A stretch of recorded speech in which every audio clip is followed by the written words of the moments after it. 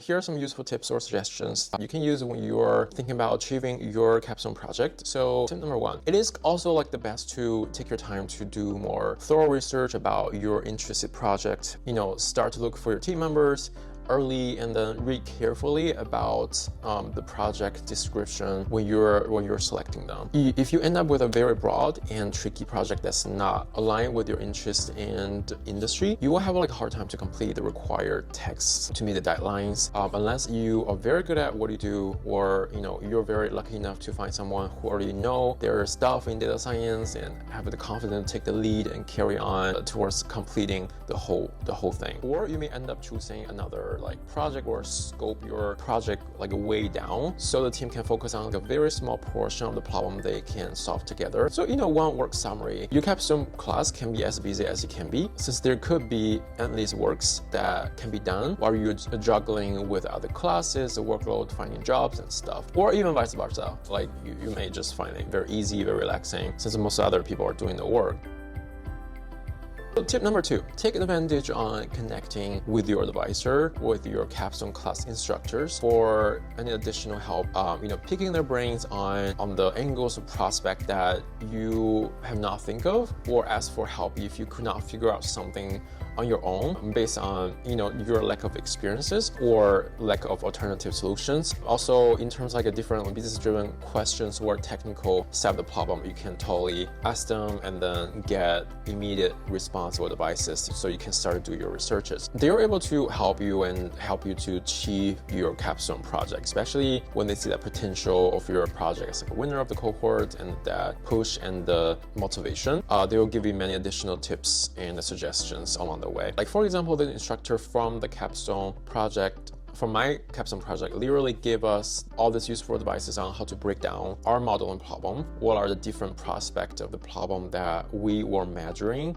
using NLP techniques that involves measuring the qualities of the speech content informations and what can be also contributed to our problem that we're trying to solve.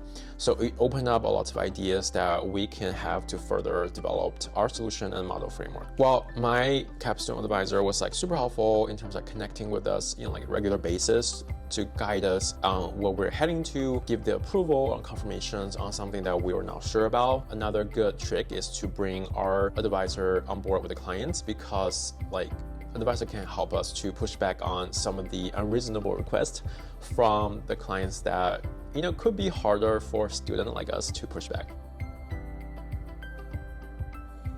Useful tip number three, in the teamwork, take the initiative as much as you can. Even on a smaller scope of your project, you would own up to your own responsibility. Don't treat it as a class to complete but an unpaid internship, as you will have a lot of valuable people's opinion at stake that is important for not only practicing your skills from what you learn through this MScA program, but also your future recommendation and networks. You can also consider it as a real life project that is so interesting, where you can put a lot of control, your free will to spin the direction of the project while practicing the skill that you want to practice. Because later, after you start working in this field, depends on the limitation on your project, on your company, your team, your business need, you may or may not get as much chance as you would like to take on that much freedom in your own project, especially if you are at the beginning of your career. So for me, I never done NLP, and I thought it was a very, very interesting field in data science, which I never get to do that during my past work experience. And I don't know if in the future I will get a chance to practice NLP as much as I want in my actual job as a skill set. So by looking at it that way, my capstone project started to look very rare and valuable to myself, that I feel the responsibility to do a good job. At the end of the day, if you're not a very good initiator, at least take your responsibility more seriously and deliver, because you will potentially leave very bad impression for yourself that jeopardizes your future job opportunity. For example, from the other capstone project, one of the good friends of mine who had a teammate who were kind of horrible and then did not deliver at all and was being a little bit lazy and then kind of a freeloader during the capstone class, while they're building on a time series model. So this good friend of mine had to do all the work, basically carry all the work from that teammate. So later, this good friend of mine and I ended up in the same company, sort of in the same team as a coworker. So one day, the teammate friend who select off on her capstone asked me to refer her to one of the job opening at my team. Then after my coworker find out about this, and then she was starting to talk so much shit about this teammate friend in front of my whole team at my job. So this teammate friend did not even get an interview even after I put her into referral and recommendation. So from this like a real story that really occurred in my real life that around me, the lesson to be drawn here is that as a capstone participator, try to leave yourself with a good or at least decent impression for your teammate. It was a valuable opportunity for you to practice what you learned through classes, but also it's a great bonding and network opportunity, or even a lifelong friendship that you can get out of this program. Useful tip number 4. If you have like a space or additional idea or resources to invest for your capstone, please push your boundary a little bit with more efforts as individual or as a team on your capstone. You will definitely find yourself learn a lot of stuff, and then you might achieve or gain so much more than you can think of. I know this is like a very general thing to say, but here are some of the good examples, right? Like for my own capstone project, at the end of the capstone project, we still left off with many tasks that we did not get a chance or time to complete, such as, after we extract text with the speech recognition algorithm from videos, we need a better sentence segmentation algorithm that help us to better break the text chunks into more precise sentences. It is very tricky, especially on speech text data. So to go above and beyond, as I'm continuing to take an NLP course over the summer, which is after the capstone has finished, I continue to use what I learned from the class to work on a better sentence segmentation model with a hidden Markov chain with maximum entropy to be trained on the text, on the speech text. I feel it was a very good opportunity for myself to continue to use what I learned from the classes in this real life project by pushing that boundary a little bit further. The other great example was from the other capstone group that I see in my cohort. Like their problem was to classify and count different types of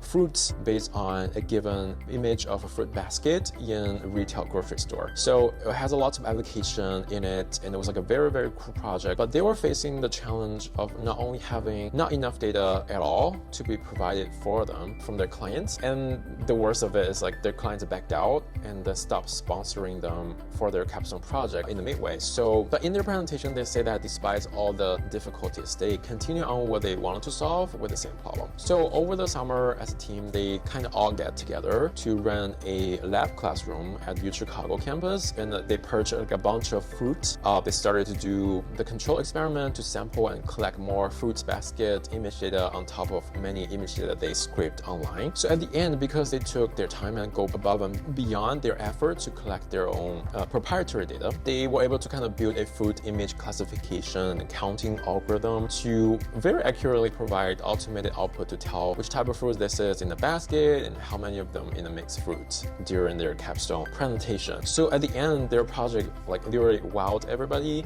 Many even suggest them to maybe form a startup based on this algorithm, so they can even consider to sell this algorithm to other companies for profit. At the end, we all need to compete against within our two cohorts of students with like a totally 10 teams or something. My team was the only team from my cohort of a team of 4 to get a honorable mention at the end. So the two teams who won the competition, all because they have 3/4 of like just the whole timeline to complete their capstone, composed of like a mostly full-time students. That seems a little bit unfair, but I can see that one more quarter could make such a big difference on the final delivery of my work if I was given a chance with more time. I learned so much from my project, and I was be able to kind of exercise what it's like to be a good leader and what it's like to make compromises, and then also what it's like to go above and beyond for achieving what I want to achieve through my capstone. Thank you so much for watching this video about my capstone project, and hopefully you can find all of those videos very useful when you're working on your graduate school capstone project. And please click on the subscribe button to get alerted with future useful content that related to UChicago, career in data science, and more. And see you next time.